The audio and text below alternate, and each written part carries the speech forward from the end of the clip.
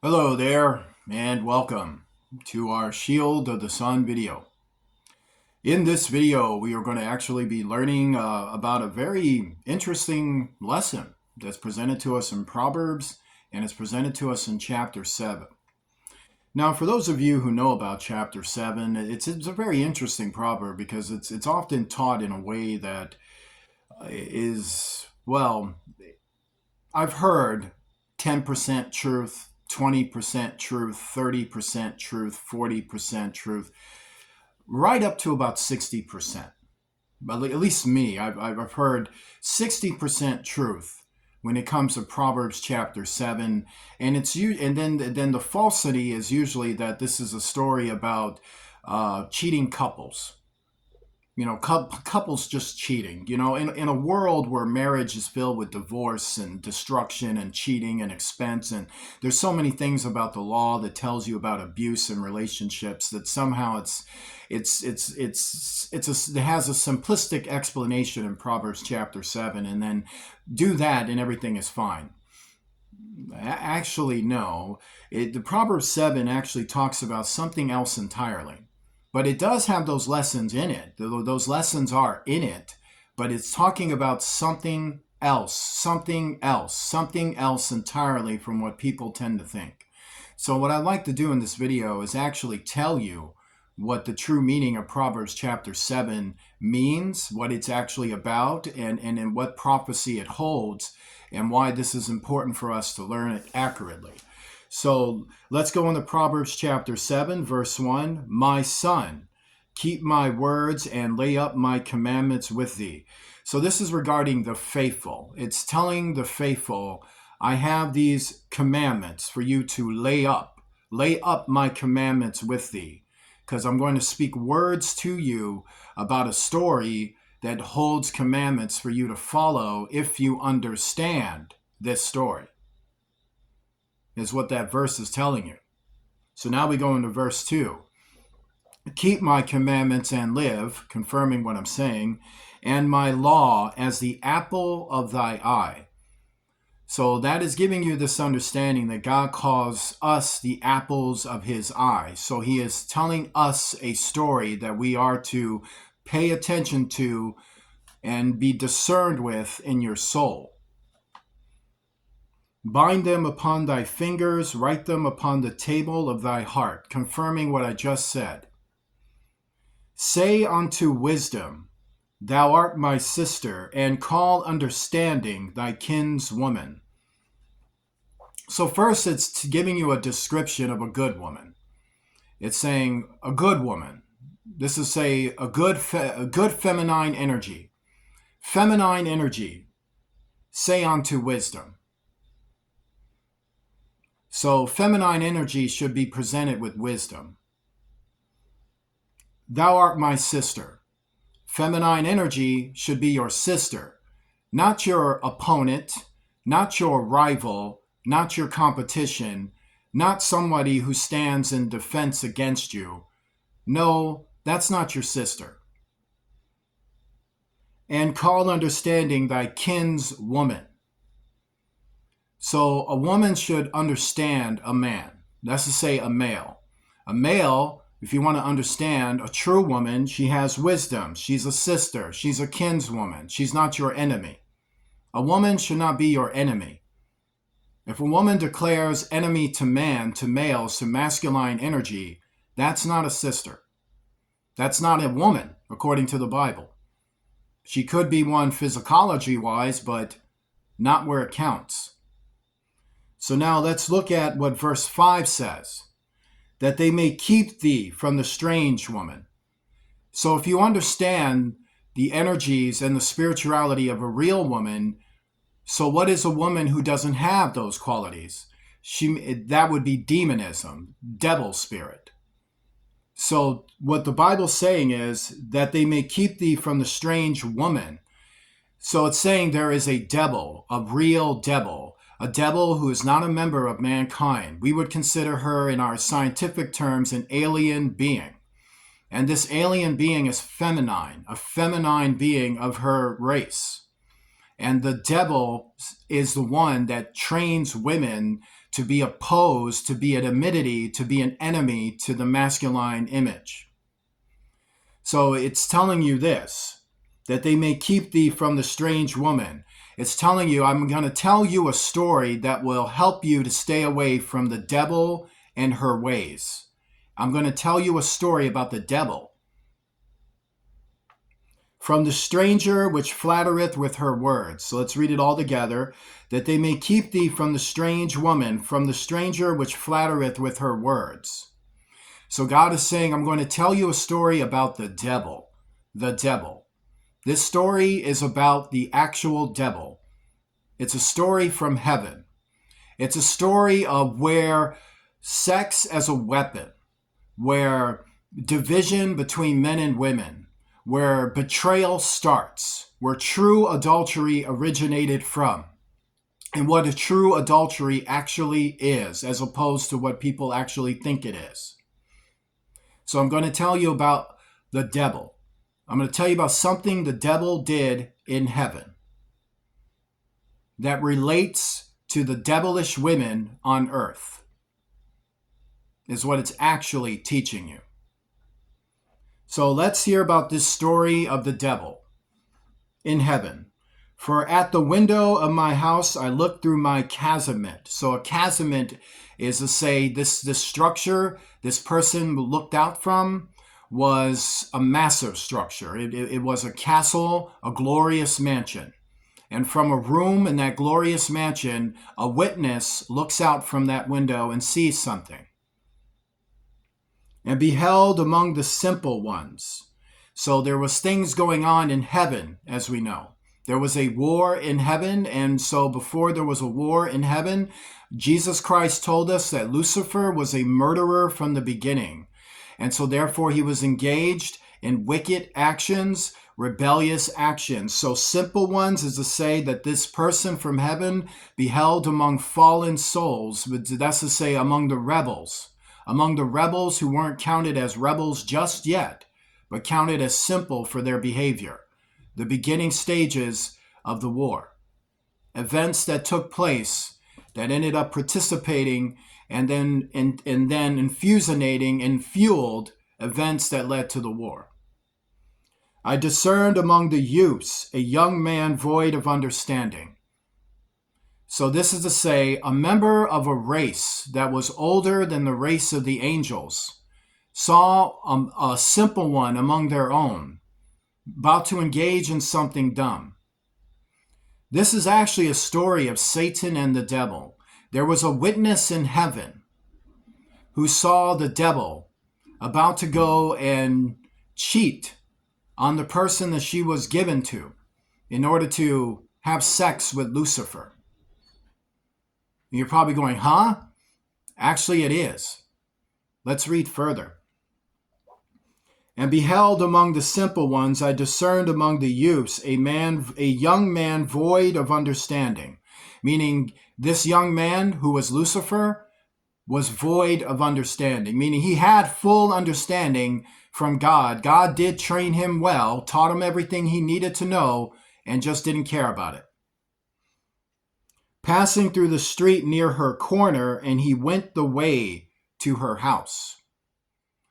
So some of you don't realize that heaven holds a civilization in the past, and even currently, they have houses, they have relationships, they're masculine or they're feminine, and they live a civilization that our civilization is a parallel mirror image of, according to Exodus. So what do we have here? We have Lucifer among the angels being witnessed by a member of a race that came before his, watching him about to engage in a very sinful action. So he is going towards the devil, and the devil is going towards him, but they're not supposed to get together. In the twilight, in the evening, in the black and dark night. And people tend to, well, that's obviously about earth. There's no night in heaven. Are you sure there's no night in heaven? Because day and night had to come from somewhere, according to Genesis, So these were daylights. So daylights infusionated with waters that were able to illuminate with shine darkness that was upon the face of the deep before God said, let there be light. So obviously, matters of daylight, matters of nightlight is actually in heaven, and they're called infusionated energies of heaven. Now notice this particular night. Notice what it's actually saying. Passing through the street near her corner, and he went the way to her house in the twilight, in the twilight, in the evening, in the black and dark night. So what is this actually telling you? It's telling you that Lucifer put on energies where he turned invisible, became camouflaged within the environment, infusionated his body to move as a dark shadow through these areas. Meaning he transformed himself into a dark shadow, an object of luminous, transparent, shadowy movement, and infusionated this essence, this aura of himself. So he moved with a supernatural movement that was of pure darkness, is what it's actually telling you. So do you know anyone that actually does that on earth? Where they can transform into a shadow in the day or even in the night? Like they become the twilight, they become the evening, they become the black, they become the dark night? No, well, if you can do that, you're considered an alien. Well, that's what was happening in this story. And behold, there met him a woman with the attire of a harlot and subtle of heart. Why attire of a harlot? Isn't she a harlot? Well, originally she didn't start off that way. She's becoming that way. So what's happening? This is a story of when the devil became a harlot. How did the feminine being, the angelic being, the devil, noted as Azrael, who became the devil, how does she become the devil? How does she become Lucifer's consort? How did the devil become Satan's wife? Well, Proverbs chapter 7 tells you how. What happened? She is loud and stubborn. Her feet abide not in her. Listen to this carefully. She is loud and stubborn. Her feet abide not in her house. Meaning she had a station. She had a husband. She had a life. She had a glorious life. But she's loud. She's stubborn. How do you get loud about things in heaven? How do you get stubborn about things in heaven? What are you complaining about? Well, ask the devil. She found ways to complain even in heaven. Now is she without, meaning without those she's supposed to be with.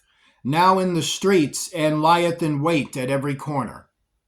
So now she's in Gayu, has walked away from her house and is waiting for someone she has no business being with. So she's going to a secret meeting, and in this meeting, her lover, being Lucifer, as you know, he's moving in camouflage in a shadow. He's blending into the environment while she's about to go meet him, and they're going to act like they're not doing anything. So she caught him and kissed him. Notice it says she caught him. Remember what he's doing. He's floating and moving. So what do the angels? They can float and move too. Now in the streets, so she caught him and kissed him, and with an impudent face said unto him. So look at this relationship. Is the devil excited to see Lucifer? It's an evil relationship, impudent face. Like, you're finally here for me to tell you what to do.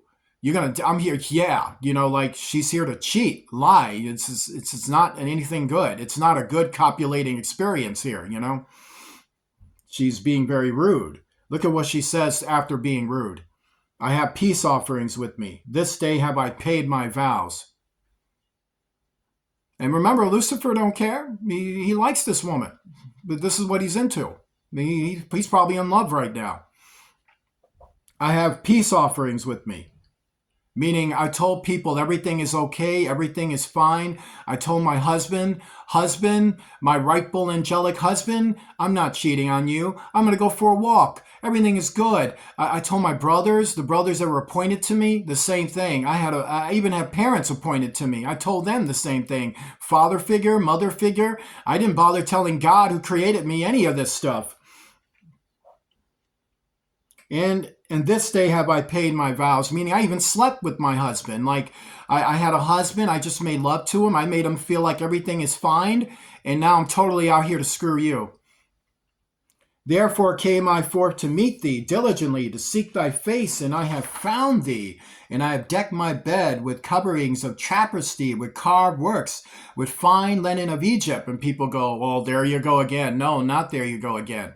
All names like Egypt, Zion, Jerusalem, mankind, males, females, all comes and started in heaven first. Before there was an Egypt here, there was an Egypt in heaven. Before there was a Zion, well, actually, it was Jerusalem was his representative. There was one in heaven. There was a Jerusalem and a Zion in heaven, and everything else. Even in America, there was an America here. There was one in heaven. There was a British here. There was Africa, Asia, whatever you got. You know, it's all of it was in heaven first. I have perfumed my bed with myrrh, aloes, and cinnamon. Because remember, there was a Garden of Eden that was first in heaven. Come, let us take our fill of love until the morning. Let us solace ourselves with loves. Solace ourselves? What are you kidding me? That's to say, let us create our own love affair. Let us make our own love. Like God said, I can be with this man, and God said, you can be with these women. No. No. You need to be with me. I need to be with you. We need to do things the way we want to do it, not the way God wants to do it. Let us solace ourselves with loves. Let's take his arts, his gifts, his entertainment, his blessings, and use it for what we want, is what she's saying. For the good man is not at home. He has gone a long journey. Look, her husband was good. So the one that was given, the angelic masculine being that was actually given to the devil, was considered a good man. But and look what it says about him. He hath taken a bag of money with him and will come home at the day appointed. And so, was there money in heaven? If there's money here, there's money in heaven. God even tells you that you are rewarded with talents, with a mansion, with riches in heaven. So therefore, there is currency in heaven. There's no one's poor in heaven is the thing. Nobody is begging for money in heaven. Nobody needs a job in heaven, but there is riches and wealth and money in heaven.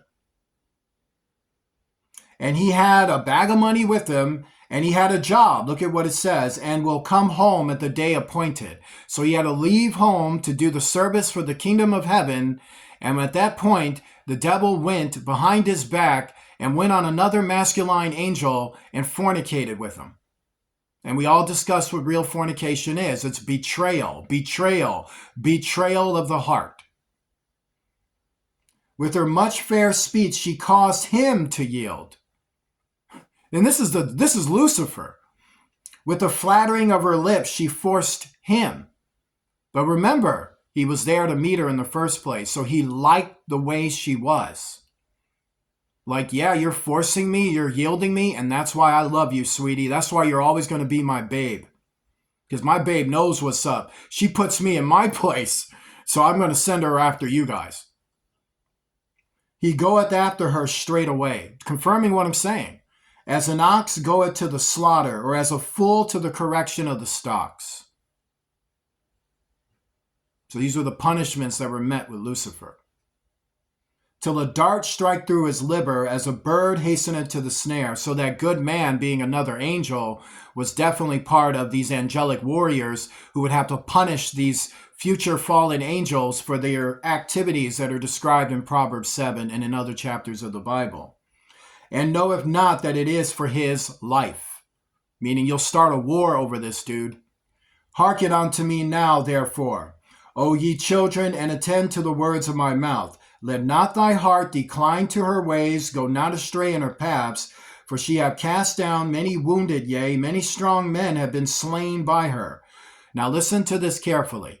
Her house is the way to hell. going down to the chambers of death. So who holds that post? Who did God give to say, if you listen to this person, this army, these individuals, if you listen to this, what's this that sends you to hell? Satan. Join me in a prayer. Our Father, who art in heaven, hallowed be thy name. Thy kingdom come, thy will be done, on earth as it is in heaven. Give us this day our daily bread. Forgive us of our debts, as we forgive those who are our debtors. Lead us not into temptation. Deliver us from evil, for thou art with us. For thine is the kingdom, power, and glory, forever and ever. In the name of Jesus Christ, the King of heaven. Amen. If you'd like to donate to Shield of the Sun, please do so using Cash App, the $ Shield of the Sun, spelled in small case letters closed together. I want to say God bless you to each and every one of you. I shall see you soon.